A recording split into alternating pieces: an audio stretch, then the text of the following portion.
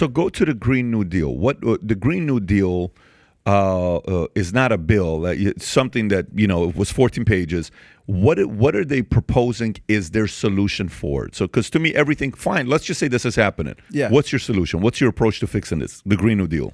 The Green New Deal looks at this, and it goes back to what I just said. They believe that the earth can't handle capitalism, essentially, and freedom, and that we need to have a socialist system. But they know they could never sell their brand of socialism. I don't even know if it's the right terms anymore, especially since COVID. It's not really socialism. You could argue it's technocracy. It's a tyranny of a small elite group of people.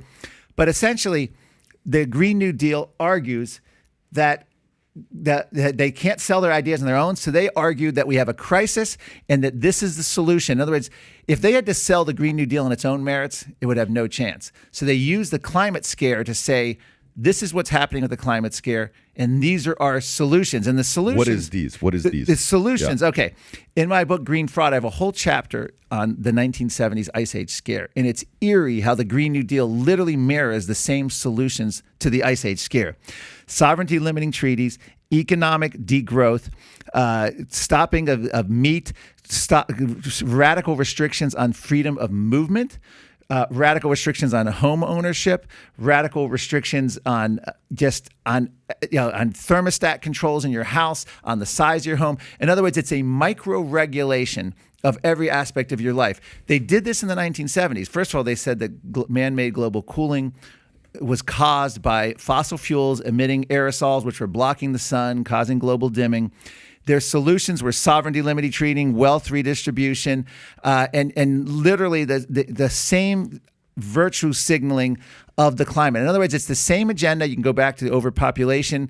You can go back to the rainforest scares. Whatever environmental problem, they always believe the government needs to step in and micromanage all of freedom, every aspect of our life, because people left alone will create environmental disasters, racial disasters, will create climate disasters, and we need government to essentially keep a watch over on us. And that's why the Green New Deal does everything from your dishwasher to your washing machine to your control of your home thermostat to your diet, to your travel, to the type of homes you can buy, whether they're sustainable, to the type of car, to eliminating the internal combustion engine, which is gaining. That's a huge issue. That's gaining huge steam. But all of this was part of the Green New Deal. It was a framework. Importantly, though, they introduced the Green New Deal multiple times, but most recently when Biden was first elected, when he was first sworn in, and you never heard of it again. Why is that? Because they know even Democrats won't support it. It's the same way Democrats didn't support Obama's cap and trade. Force is not going to work. Force is not going to work, and as much as they want to do it. Can you pull up this article from Northwestern Education.edu, the one I just texted you? Yeah, can you make this bigger? So I just pulled up to see what are ways to stop global warming. Okay, let's see what they have. Number one, change a light. Replacing one regular light bulb with a compact fluorescent light bulb will save you 150 pounds of carbon dioxide a year. Number two, drive less. Walk, bike, carpool, or take mass transits more often. Number three, recycle more. You can save 2,400 pounds of carbon dioxide per year by recycling just half of your household waste. Number four, check your tires. Keeping your tires inflated properly can reduce your gas mileage by more than 3% every gallon. Okay, so far nothing is forced. I'm okay with any of these so far. Yeah. Use less hot water. Sure. It takes a lot of water. Okay, fine. Avoid products with a lot of packaging. Absolutely, yeah. Okay, fine. Adjust your thermostat. Move your thermostat down just 2 degrees in winter and up 2 degrees in summer. Could save you 2,000 pounds of carbon dioxide a year. Okay, whatever. Plant a tree. Single tree will absorb 1 ton of carbon dioxide over its lifetime.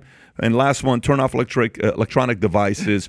Simply turning off your television, DVD player. Okay, fine. It's a DVD player. That's when we used to watch DVDs. It's the same list they would have given you in the 1970s during But what I'm saying is the following. Okay, Bill Nye said the year I was born, the world had 2.99 billion people living there, 3 billion people living there. Today, it's at 7.5 billion people. Okay. So then you go and you say everything's linked to the growth of population, 7.5 billion people. Okay. Then you'll hear the word being thrown around where even Gates said this in 2011, I want to say CNN, when he was talking to, is it Gupta? Not Gupta. He was talking to the doctor that was on Joe Rogan. What's the guy's name? Yes, Sanjay Gupta. Yeah. He's talking to Gupta and they're talking about, depopulation, right? Okay. So if they're saying the problem is really serious, okay, so so then the solution becomes you need to go from 7.5 billion, 8 billion back to 1 billion. So what do you want to do about it? Do you really want to fix it that way? Because that seems to be the only solution. Okay. Because what? Okay, so then let's just say you can't have that many babies.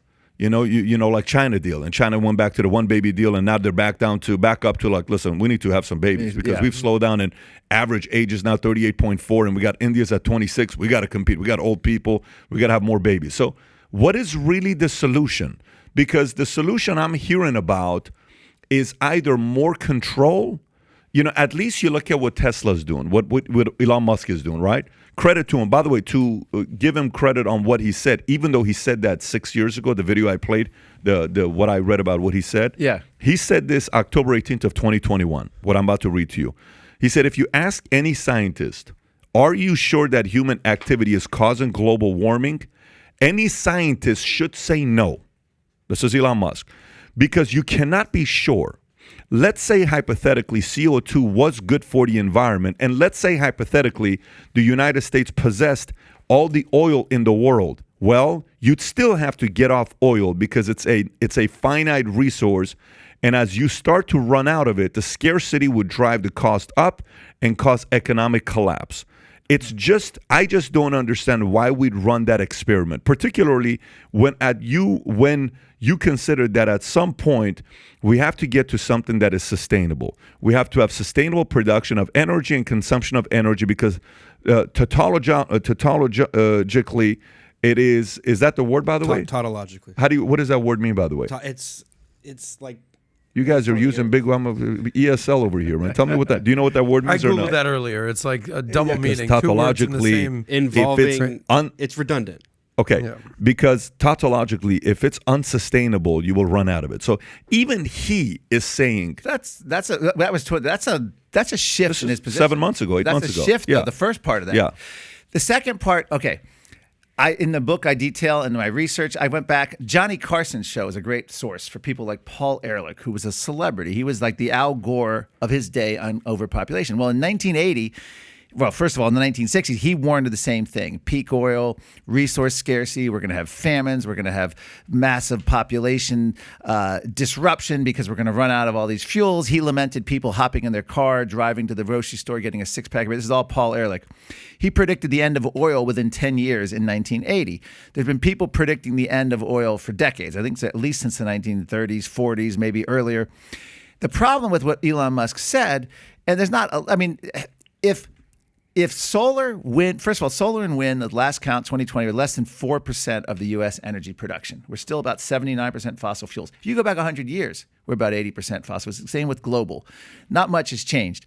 So there is no chance. People thought we were going to run out of natural gas or didn't think natural gas was that plentiful. Where is it? We can't get it. We found a new way, or they revised and improved upon an old way. Fracking, hydraulic fracking, we ended up this is in my book. I think it was 2009. Energy Information Agency made projections. Not a single prediction was right about the trajectory of CO2 emissions because the United States led the world in our reduction. That little chart, the little video animation you showed our rapid.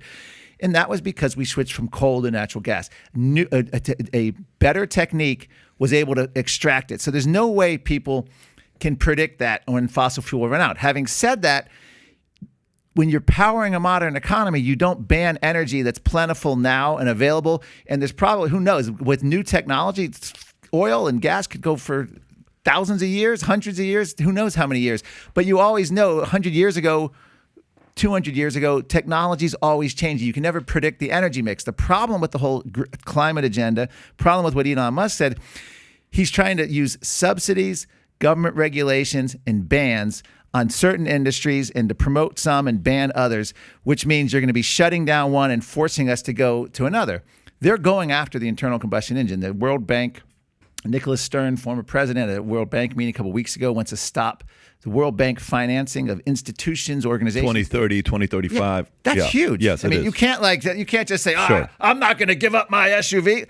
You're not going to have a choice when Chrysler, Ford, and other automakers aren't going to be able to get financing to even make it. That's point one. But then point two, of course, and this is where I'm still waiting for the woke, I shouldn't say woke, but the newly woke to skepticism, both I'm waiting for RFK Jr. and Elon Musk to come out and address this. Naomi Wolf already has. She's condemned the Green New Deal as fascist. But I'm waiting to hear RFK Jr. and Elon Musk start condemning some of their previous positions on climate. They haven't done it, but I do sense a shift in Elon Musk. But essentially, you use what you have until you have something to replace it. And that's the biggest complaint. When people can go to Walmart and buy a solar panel, put it on their roof and get off the grid, that's the day you don't need to have this silly argument. But in the meantime, you're allowing bureaucratic bean counters, politicians, lobbyists, and big corporations to determine every aspect and say, we got to get rid of this kind of car. Your dishwasher is going to have to run for 3 hours. We're going to have a thermostat control on your home because we don't want you to put the air conditioner too high. We're going to have carbon ration cars. And then you get into this whole post-COVID dystopian world, which I'd like to talk about at some point, because that's changed the entire climate debate.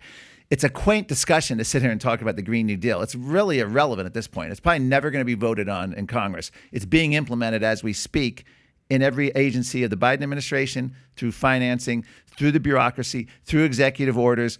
But more importantly, climate is no longer the issue it was. It is now it's been consumed by COVID. Climate is a supporting player now.